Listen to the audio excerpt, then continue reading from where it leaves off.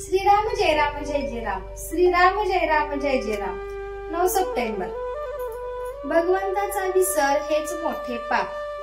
खरोखर भगवंताचे अस्तित्व जिथे पहावे तिथे आहे।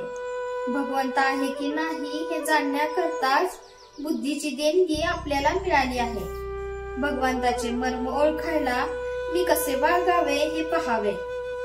ज्यांनी भगवंताला जाणले त्यांनी भगवंताला काय आवडते हे सांगून टाकले आहे। सर्व विषय वासना सोडून भगवंताला शरण जावे हे त्यांच्या सांगण्याचे सार आहे।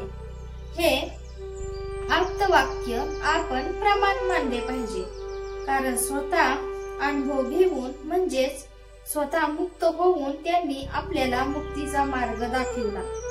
जन्म मरणापासून जो आपल्याला मुक्त करतो तो खरा आप्त। जे भगवंताचे होऊन राहिले त्यांना जगाची भीती नाही वाटत। आपण विषयांना नेहमी शरण जातोच की नाही, मग भगवंताला शरण जायला का भ्यावे? खरोखर सर्व चमत्कार करता येतात, पण भगवंताला शरण जाणे फार कठीण आहे। नामस्मरण करू लागलो तर विषय हात धुवून मागे लागतात। म्हणजे मी आत बाहेर विषयाने किती भरलेला आहे, तथापि काही झाले तरी दृढ निश्चयाने नाम चालू ठेवावे। प्रपंच करीत असताना नाही का वाईट विचार मनात येत? मग परमार्थ करीत असता तसे झाले म्हणून भ्यायचे काय कारण? प्रल्हादाने एकदा नाम घेतले, ते शेवटपर्यंत काही सोडले नाही।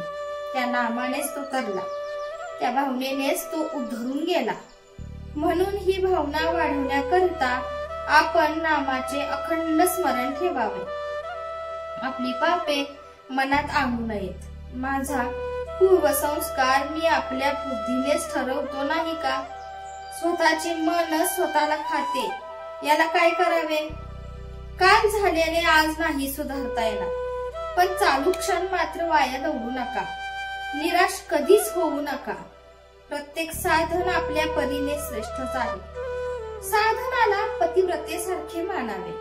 भगवंताचे होणे हे सर्व साधनांचे आणि धर्माचे मूळ आहे, हे पक्के ध्यानात ठेवावे।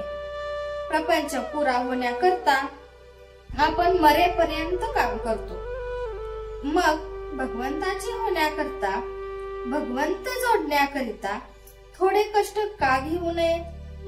खरोखर भगवंताचा विसर पडणे ह्याहून दुसरे मोठे पाप नाही। देव हवा असे वाटणे ही देवाची बुद्धी, आणि विषय हवा असे वाटणे ही देहाची बुद्धी। वासना म्हणजे देवाच्या विरुद्ध असलेली आपली इच्छा ही वासना। म्हणजेच विषयांचे हवे नको, पण जसजसे कमी होईल तशी बुद्धी नामात स्थिर होत जाईल। अशा तऱ्हेने तू आहेस मी नाही ही स्थिती जेव्हा नामस्मरणाच्या योगाने आपली होईल तेव्हाच परमेश्वर आपण जोडला किंवा मी परमेश्वराचा झालो असे सार्थपणाने म्हणता येईल। निधी ध्यासाने आनंद साक्षात्कार होणे हाच मोक्ष होय। जय जय रघुवीर समर्थ। आजचे बोधवाक्य।